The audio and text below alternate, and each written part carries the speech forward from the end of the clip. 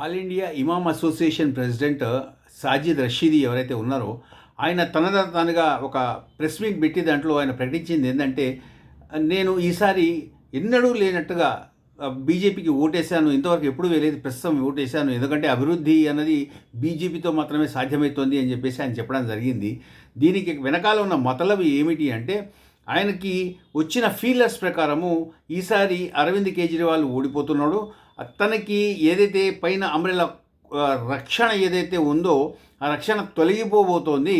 ఎందుకంటే కేజ్రీవాల్ తన గెలుపు అంతా కూడా అక్కడ ఉన్న బయట నుంచి వచ్చిన రోహింగ్యాస్ కానివ్వండి, బంగ్లాదేశీస్ కానివ్వండి, వాళ్ళ ఓట్లతో మాత్రమే గెలుస్తున్నాడు. ఇప్పుడు ఒకవేళ బీజేపీ వచ్చిందంటే వాళ్ళందరికీ రక్షణ లేకుండా పోతుంది.